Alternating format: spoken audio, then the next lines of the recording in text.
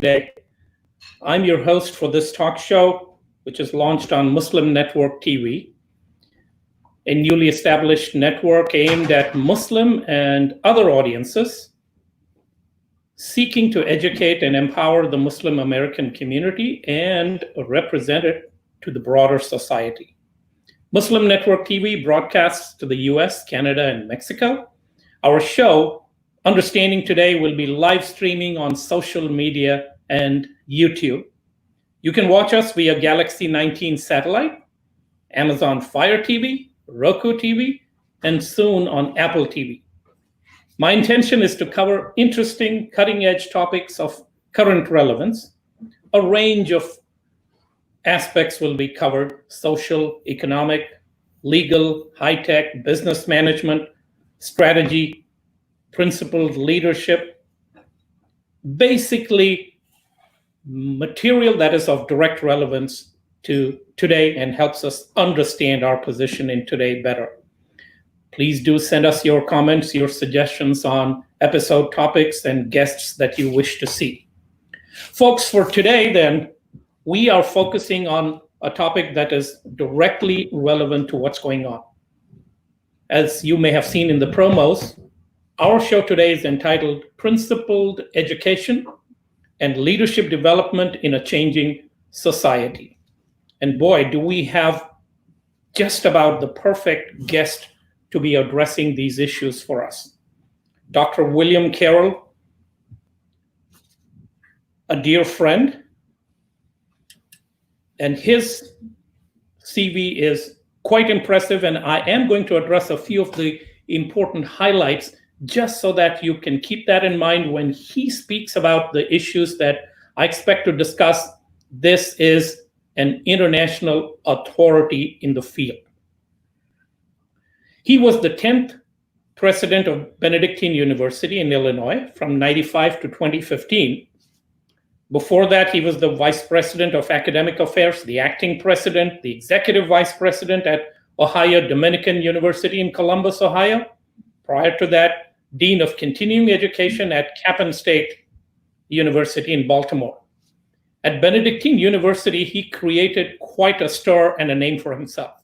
He was a leading architect in growing it from 1,400 or so students to over 10,000 students, leading the Chronicle of Higher Education to recognize Benedictine University as the fastest growing university in the country since 2000.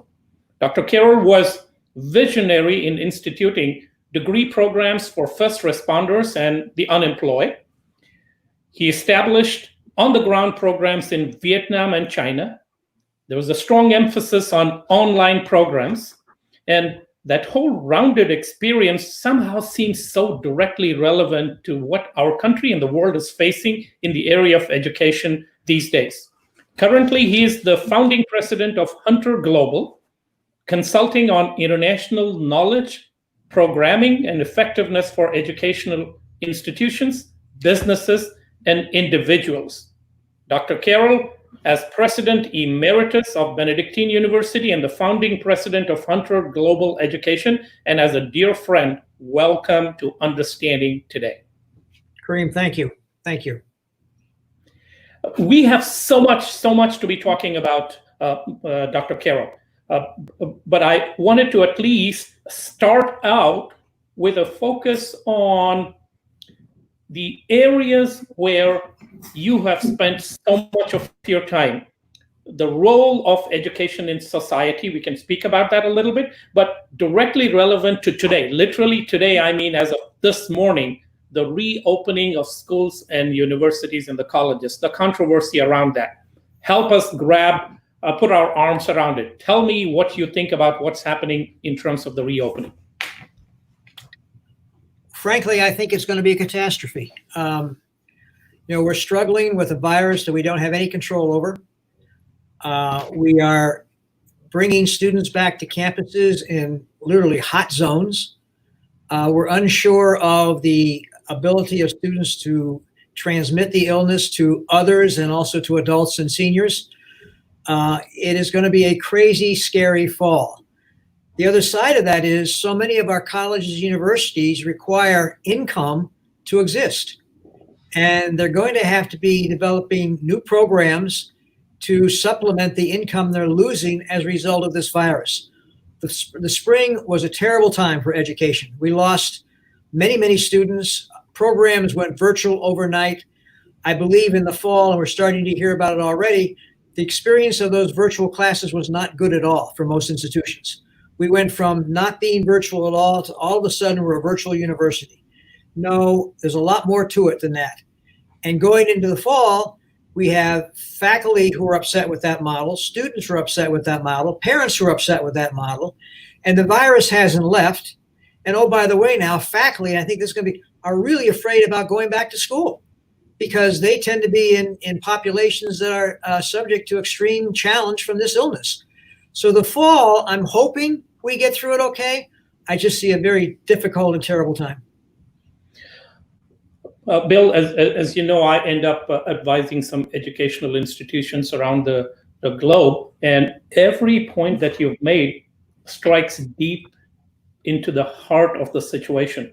But knowing your experience and your leadership initiatives in this area, allow me to push back a little to get some concrete ideas, Bill. Let's assume I am the CEO, the president of a university, and I have to make some serious decisions that balance my need for staying alive in terms of revenue, staying alive in terms of staying connected to my existing student body, potential student body, the parents who form an important constituency who have difficulties now planning ahead. Mr. Carroll, as the founding president of Hunter Global, help me out. What should I be planning? Well, let's go back several decades. And Kareem, you and I are kind of peers here. We've heard our whole careers how technology is going to change education. And guess what? It hasn't very much until several months ago.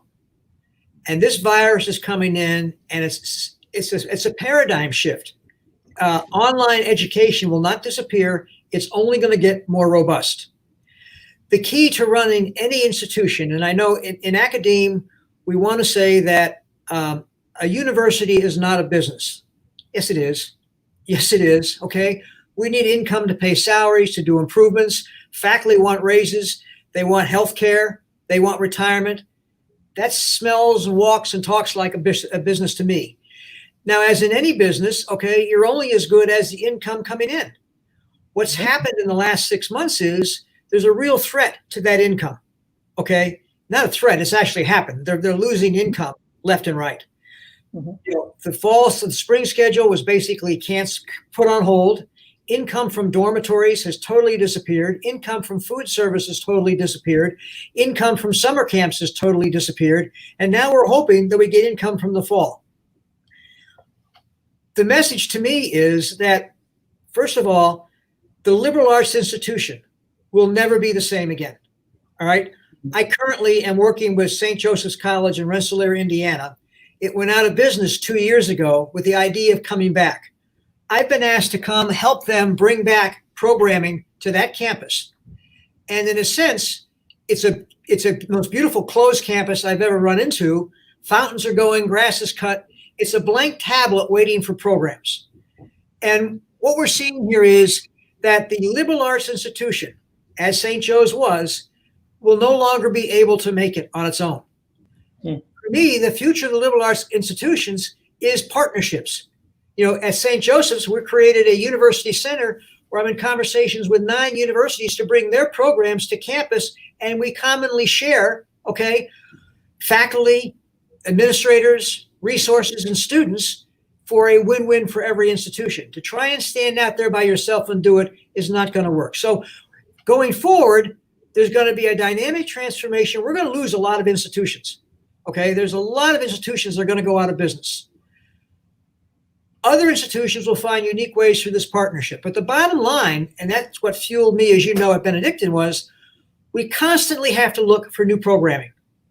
International right now, while it is quiet, we can't travel, we can't, send students anywhere, we can't receive students anywhere. It's kind of in a moratorium. The future of education, though, is more international than we've ever seen in our careers. Institutions are going to have partnerships all over the world because parents are going to want their kids to be able to go and interact with anywhere else in the world. And that requires huge cultural sensitivity, diversity understandings, okay, but new ways for universities to do business. So a potential income producer is additional international programs. We also need to look at pockets of potential students that aren't currently being served. And we need to get out of, my only target population is the 18-year-old. 18-year-old is disappearing, all right? The demographics are way down. And, we've got to find other markets. So you mentioned, I found firefighters and first responders. That was income producing. We found unemployed people. That was income producing, okay? I teasingly always say I've got one program left in me, and that is a certificate for intergalactic space travel, which we will award to the first aliens who land on Earth, okay? But it's showing that the modern institution, the institution of 2020 and beyond, will have to partner. They will have to develop new programming. They will have to develop new pockets of potential students. Also the curriculum, all right? The curriculum can no longer exist side by side. As you know, I'm a philosopher by training, all right? I don't believe, for example, we should have separate philosophy curriculum anymore in our liberal arts institutions. Why? Because philosophy does not occur on a street corner. It's intermixed with all of society. These liberal arts institutions need to be melded into your business courses, your computer courses, so you have real life problems in the context of the larger major. If a person— Bill, let me interrupt you briefly, Bill, because you're touching upon so many of the issues that we will delve into a little more deeply, but the word partnership strikes my heart. I have spent a lifetime in business management and strategy, and one of the things that I am experiencing these days, and I'm speaking about often, is somewhat similar to what you indicated, where you said that the liberal arts programs will not be the same, that education will not be same. And what I'm referring to is that even in the business world, those of us who are thinking a way bit down into the future are convinced that the business world will not be the same. The normal will not be the same for us in the post-COVID situation. So we will have to look at things with different glasses. So focusing on the partnerships part of it, I was thinking about you just yesterday, Bill. Turning on our cable television, we subscribe to DirecTV, and a new highly irritating functionality change that they have made over the last couple of weeks is when we hit the pause button for any show that we have taped. Now remember, this is a button that a show that has been taped, so that I don't have to worry about the commercials and all of that junk, right? So I'm watching that, but now when you hit the pause button, there is a forced ad that comes in from DirecTV. So I cannot avoid this even from taped programs. But the reason I was thinking of you, Dr. Carroll, is one of the ads that is driving us nuts is about this first responder network that they say this is the first one that was being created in collaboration, in partnership with the first responders. And it came to my mind, hey, this is something akin to what Bill had instituted at Benedictine University. So in a roundabout way, let's talk about partnerships. You felt the need to partner you were effectively partnering with those who had lost jobs in the prior recession. You were partnering with the first responders who had difficulty in the post 9/11 situation, all of that. So today, then, when you speak about reestablishing educational programs, innovative programming, my peg there is institutions should and will have to look at partnerships with businesses, with communities in planning and defining what the new post-COVID educational system and programming will be. So cut it down to shreds if you think it's wrong, or build upon it if it makes sense. I agree. It's just, what's it going to look like? Okay. Yeah. And I'll throw some other, logs into the fire here. The traditional credit needs to disappear. The credit has nothing to do with learning. Because a student, it's standard that you have 120 credits for graduation.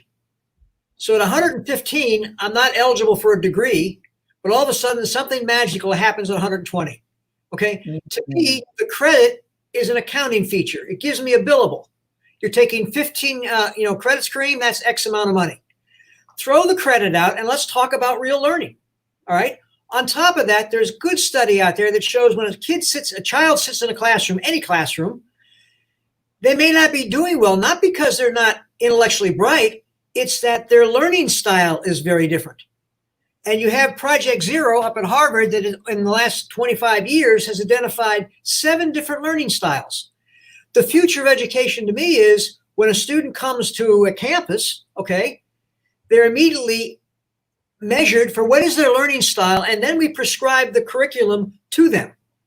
And the curriculum will be simply a series of skills and competencies that once they demonstrate they can get those, they're done with college. Okay? We don't keep them there. There's nothing magical about 4 years or 120 credits. Let's go to the person where they are. The adult who comes in, we already give credit for prior learning.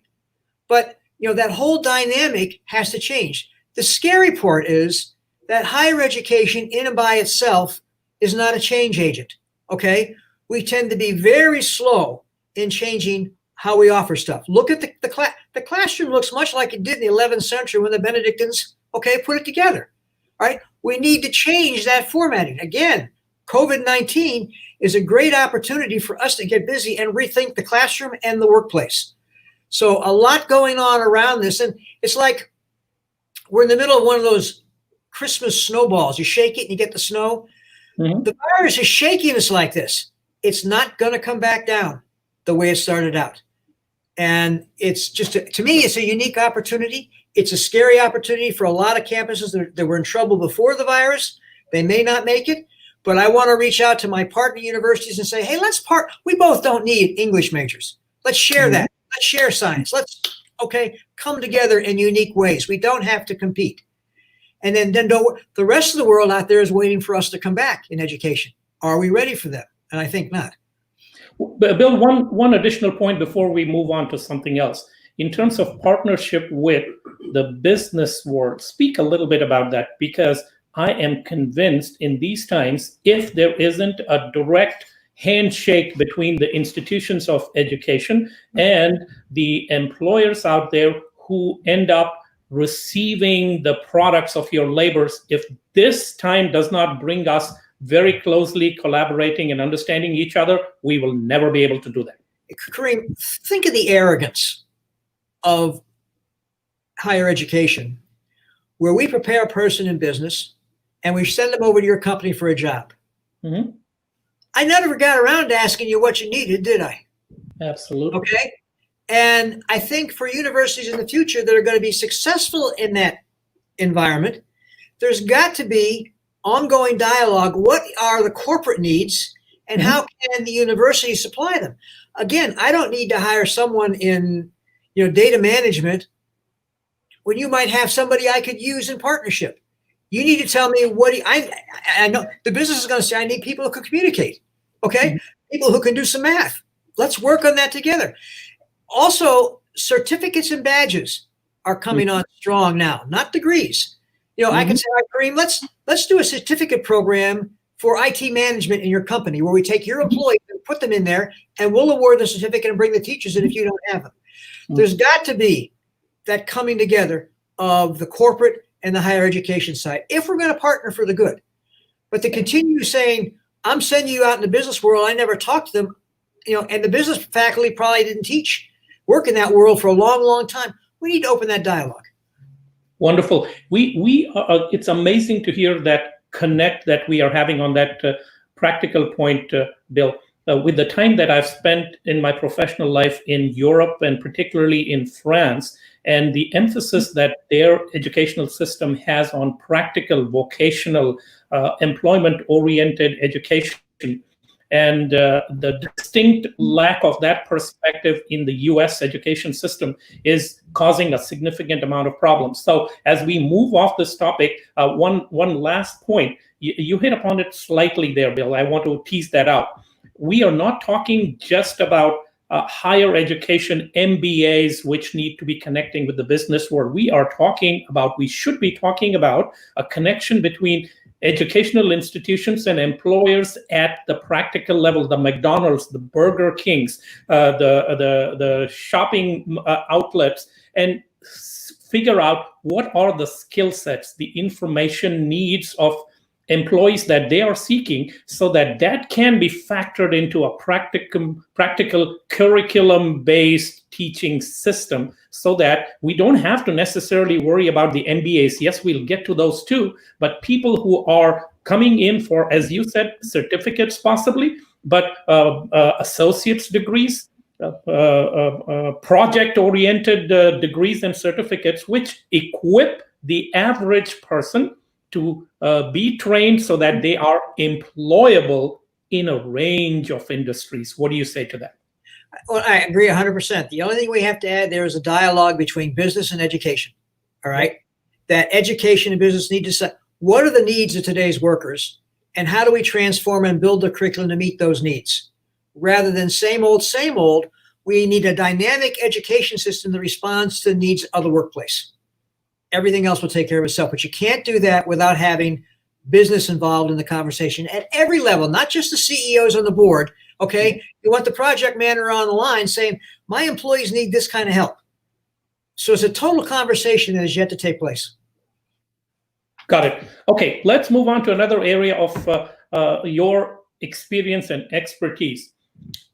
Remote, distant learning, online learning. As you very rightly spoke about in our introductory segment, Bill, there's been talk about online and distance learning for the past at least 15 years in a serious context. But suddenly, the rubber has hit the road right now in the COVID pandemic times, and people are just signing on, and I'm advising institutions, I can tell you, who assume it's just a matter of getting Zoom meetings into their classroom, and that satisfies online learning.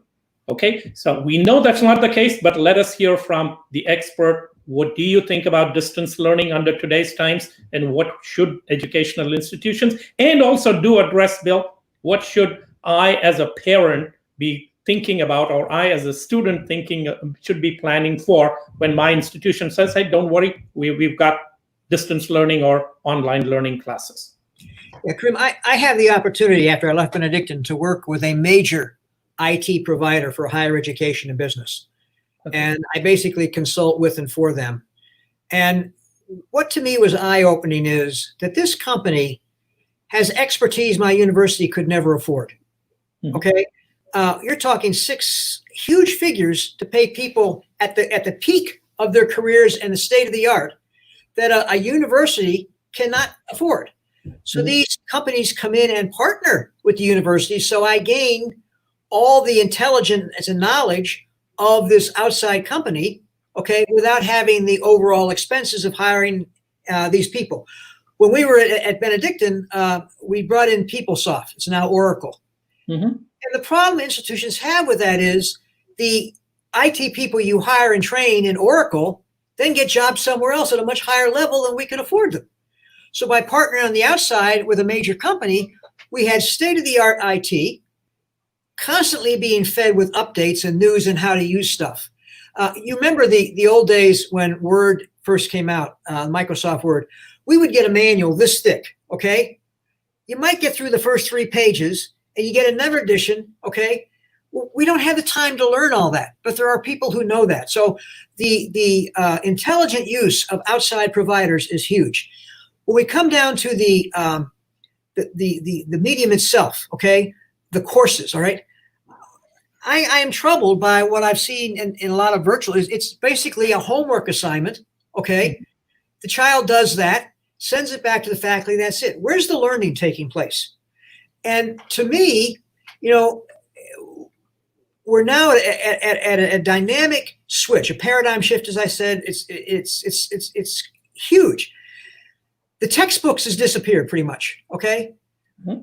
The book I read in my hands that you got behind you, okay, that way of learning is probably gone in the classroom. The new textbook, to me, is what they call asynchronous learning, okay, where I can go online anytime, pull down the lectures, pull over other resources at 2 o'clock in the morning or 2 o'clock in the afternoon.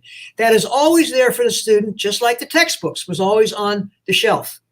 But then we build in synchronous learning, where I'm in contact, okay, with my teacher, one-to-one, with my other classmates. We're doing group projects together, all right? To me, that's the future, okay? We have hybrid models where it's a combination of both. Zoom is okay temporarily, but that's not, I don't like a lecture like this, okay? Students can be self-paced learners, go to the hybrid model, go to the asynchronous, get their information, and then show up in class ready to do business. Right now, as a traditional philosophy teacher, I bring in a wheelbarrow and I dump stuff on the table and shovel it in people's minds, and we have 2 minutes left to discuss it. In the new model, you'll be expected to have absorbed or read that material or seen it online, and then come back for a real conversation about how we use that material, how we develop that material. So, the butts and seats, as we lovingly call it, is disappearing. There'll be some of that, but it's much more a distance type thing. Then you throw into the international piece. How do we do international? Well, the same way I just talked about. Where we have half a class in Chicago, Illinois, and the other half class in Shanghai. They're classmates, all right? They got the same asynchronous textbook where they can go anytime and get the material. They have some kind of synchronous meeting where they're meeting with teachers and each other. But then what I like is now we have a group project that half the students are from Shanghai, the other half are Chicago, figuring out how to do it online and not travel 7,000 miles. You're also learning the cultural backgrounds, and the experience is so necessary for business that I know you strive. So, it's not going away. It's changing us so dramatically, and we need to get on board and not fight it. Well, I wanted to spend a little bit more time on that, Bill, but I've got 2-3 other important topics. So perhaps we'll address that in a follow. I'm learning now, and I have a feeling you'll agree with me. We will need to have at least a couple of follow-up discussions on the show, Bill, tailored to some of these cutting-edge subtopics that are coming up. So we will leave that for another show, the intricacies of remote and online learning. But I want to segue into the word that you use, cultural exposure in an international context. You, Bill, in particular, have been visionary, and I speak from my at least 4 decades of active international work in the area of sensitivity training based on faith differences, cultural ethnicity differences, and the like. You and allow me to embarrass you a little by me stating that I consider you one of the most visionary educational leaders who have recognized the power of diversity and the power of interreligious collaboration and the power of culture management in the field of education.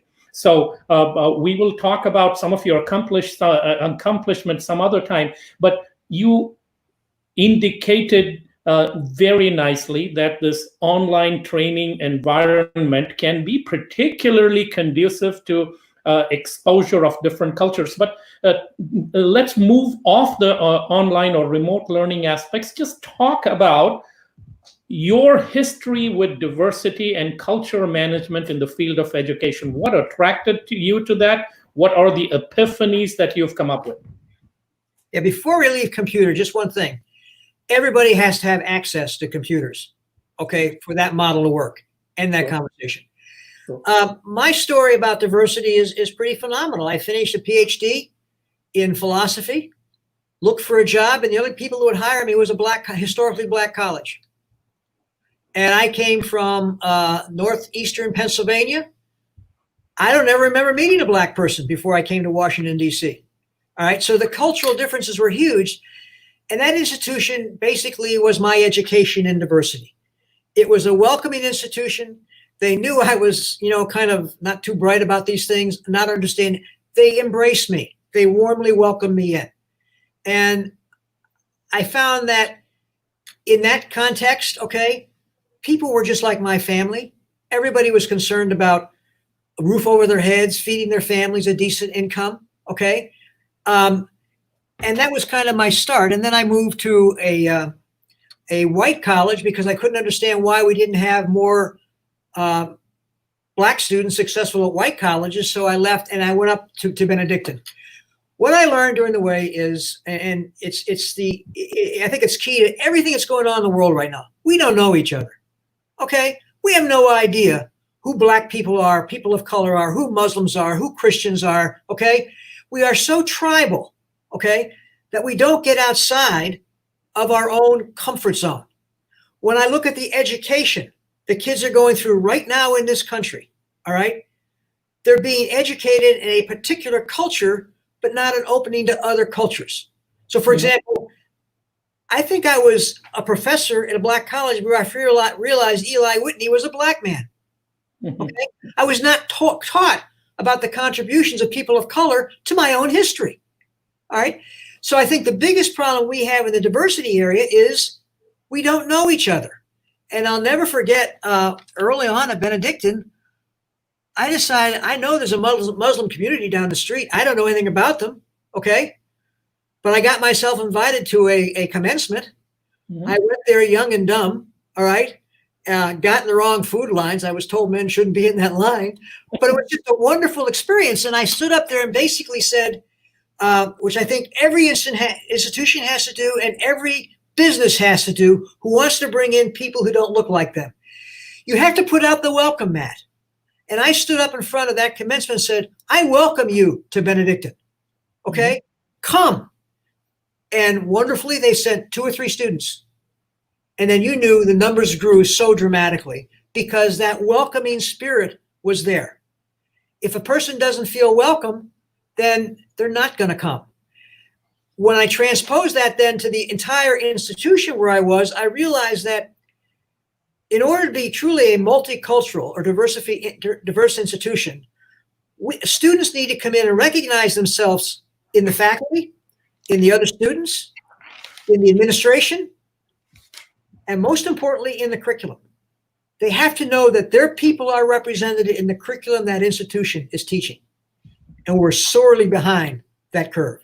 So by welcoming and understanding and not forcing, but urging students to get outside of their comfort zone. It does no good to have, 300 Chinese students at a university and they all spend all their time together. Their mothers and fathers did not send them this far to live in a Chinese enclave. We need to learn about the other. And we begin by approaching everybody by listening. Tell me your story, okay? Tell me what's happening. And, I have a lot of stories around religion. I always gave this talk about God has so many different names, okay? And I have this, it's almost this dream that wherever heaven is or whatever we're calling it, God has a balcony. And one day God comes out on the balcony and he calls all the various religions together. And they immediately look up at the balcony and see God. And you notice I'm not using a pronoun with God, okay? They see God and say, God doesn't look happy. He's mad at us. Yes, he is. Because as religious people, we are so messing up. We're not welcoming brothers unless they happen to be Catholic or Baptist or Muslim or Jewish, okay? Whereas we need to welcome each other because we're all God's children. The other part of my story is I think God has a sense of humor. And our job as human beings is to go through life, and God has empowered us with our own internal puzzle. Our job in life is to put our puzzle together to realize what is really real. Where God's sense of humor comes in is I don't have all my puzzle pieces. You as a Muslim brother got pieces of my puzzle I need, and vice versa. So by shunning a person of color or shunning a person because of the religion, I'm basically not completing myself, right? I'm never going to be a complete Bill Carroll because I refuse. And I've got many pieces of my puzzle over our years together, okay? Bill, allow me to interject because you hit a very important point, but I want to bring it back to the topic of educating our students along those lines. We have talked about this in the past, but my biggest frustration in this area is that education's primary goal is meant to open one's mind, to whatever we may consider are the areas, subject matters to be educated about, informed about. But it necessarily has to begin with being educated about the diversity of not just creation, but bringing it to the campus, the diversity of the campus, and what we are expected to learn and know about each other, and with enough understanding that there simply cannot be a sense of exclusivity as part of going through an educational process. So let me take you down that path of what should be the threshold values that we expect to be educated, or we expect to educate our students from on in the areas of diversity and culture. And then let's segue into the need for principled living and education, and then ethical and moral leadership that we want to train and educate our students on. It's a mouthful, I understand, but I wanted to set the stage for you to elaborate. First of all, I don't know whether you recall, but at Benedictine, we never had a diversity officer. Yeah. We never had a multicultural affairs person. Mm-hmm. And the reason for that is you're marginalizing that very important issue. Mm-hmm. If diversity is important, it's all our responsibility. You know, if I come into the university and say I have a problem in the classroom with this teacher, well, go on over to the 5th floor. That's where the diversity officer is. No. It's important for every institution to buy into that totally. What concerns me with your question is, how do you open that up? I mean, you're talking about centuries, okay, of teachings that have kind of kept us separate. When I was growing up as Catholic, I was told if I went anywhere else on Sunday, I was going to hell. That's pretty frightening. And I know every religion has done that, okay? Mm-hmm. When we get at a university, and Benedictine was one of the most diverse universities in the country, we fought every day against those enclaves forming, be they Muslim students or Chinese students. We invited the Muslim students to come in and invite their non-Muslims to understand what's going on in these feast days. Why are you praying 5 days a day? Is your God different than my God? And most of us don't know that answer. The answer is no. All right. We don't understand. So I think my biggest goal in diversity would be to open the reservoirs of education in a way we never have before. All right. That we understand where a Muslim is coming from or where a Christian is coming from. It doesn't denigrate the other religion. It's a welcoming, and we're all brothers and sisters. So I think the biggest challenge is, and our university should lead, is open this education door that shows the true history and where people can. And did we have differences? Absolutely. But that's knowing human history. The problem on the streets right now is ignorance. Absolute ignorance. We don't understand the other. And, you know, someday when we go on to the other side and, you know, God looks like you or looks like me, aren't we going to be surprised for the other person? Okay. Because it's crazy. I don't know that I'm answering your question or not, but just that education. You are, Bill, but let me take you a little bit further down that rabbit hole. We are in agreement that these values have to be lived as part of the culture of an educational institution, and that they need to be inculcated in the students. But speak to me about how formalized that should be, because this is a particular matter of passionate concern for me, that our curricula these days do not sufficiently emphasize what I need to understand. My son, my daughter going to your university should not be able to graduate without undertaking courses that ensure that his or her mind has been opened up to the needs of cultural, faith-based, ethnicity-based diversity and principled living. What do you think? Well, you know, we have a place out there called Fort Knox, okay? And it guards all our gold. And in our higher education, we have a Fort Knox called the curriculum. Mm-hmm. And I would challenge you to go to my university or any university and find significant pieces that celebrate the Muslim cultural contributions, scientific contributions, historical contributions. Oh, you'll find a whole lot about the Crusades. But the curriculum is so tight. Then we go to faculty. The faculty are teaching the curriculum, and they learn that curriculum in a graduate school that passed the same closed curriculum down. So you have the Muslims not being accredited for their contributions. You have Black folks, people of color not being. So, I'm not sure it starts necessarily in the education. The professors don't know it because they weren't taught it.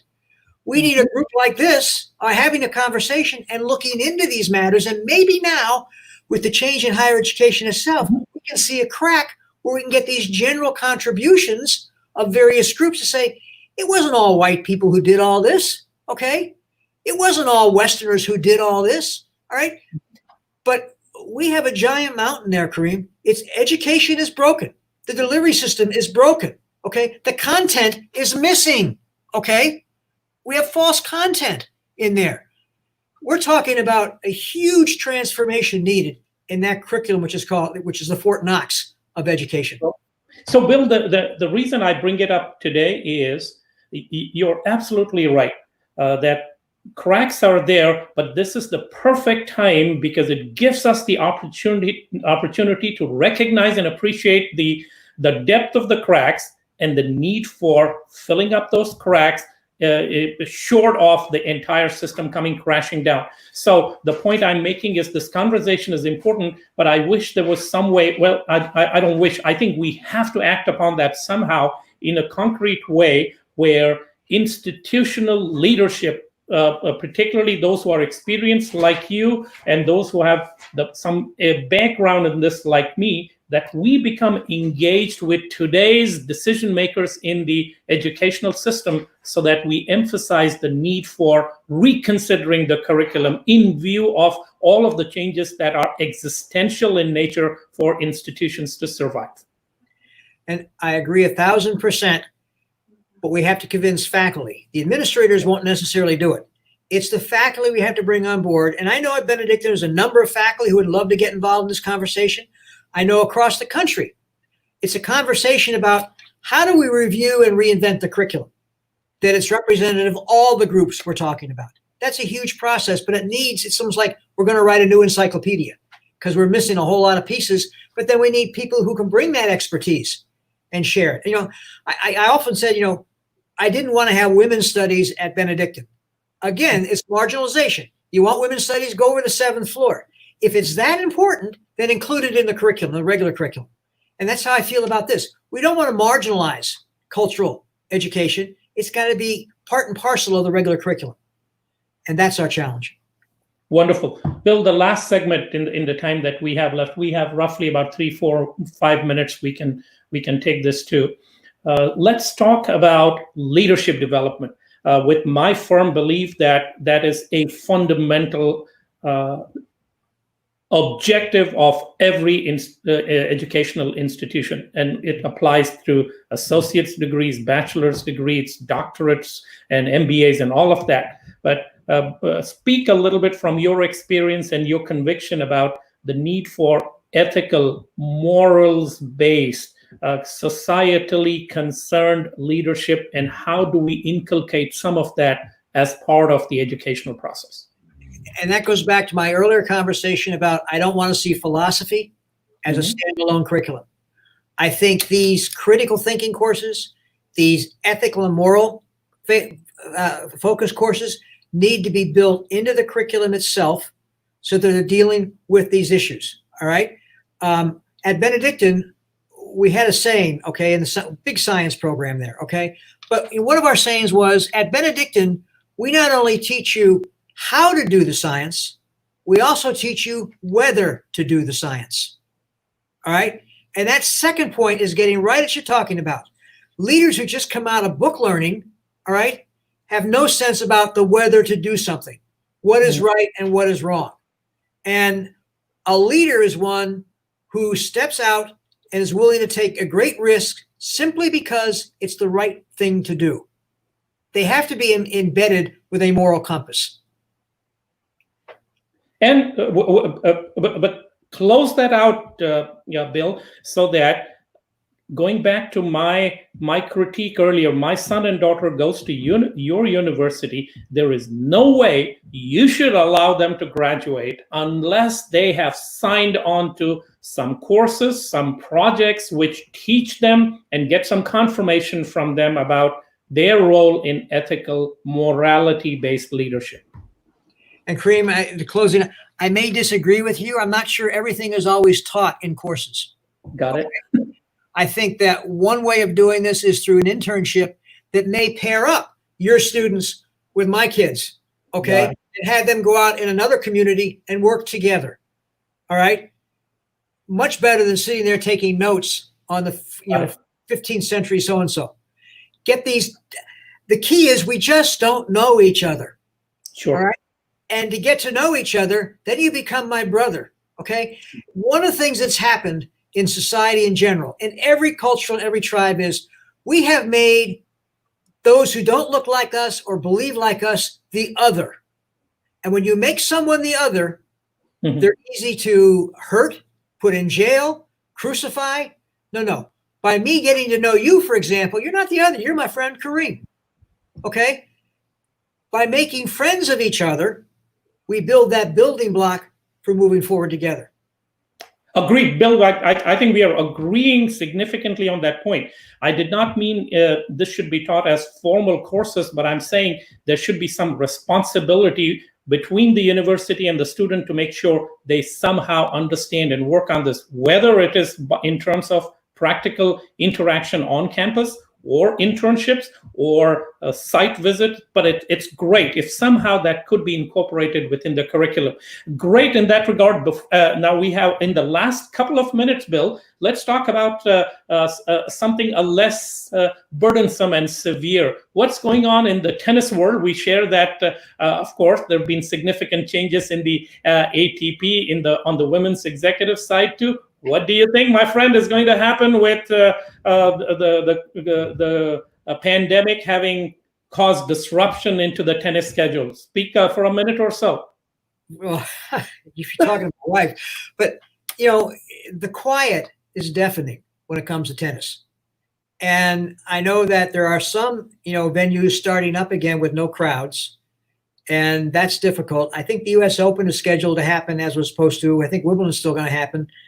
But what's picked up my interest right now is the professional team tennis happening in Greenbrier, West Virginia. I don't know whether you're seeing that on TV, but you have teams from singles to doubles to mixed. Okay. I think there's a Salem team. There's a Springfield team. It's good tennis. It's fast tennis. And they're also using that as a venue to change the rule. There are no linesmen, okay, or lineswomen. The ultimate determiner of any ball is simply the computer, okay? So no more arguing. And the scoring system is, so that's kind of intrigued me a bit. But you miss, what's Federer? Federer is going to lose a year here, okay? Yep. So are the others. And that's a huge chunk of their career. And we miss that.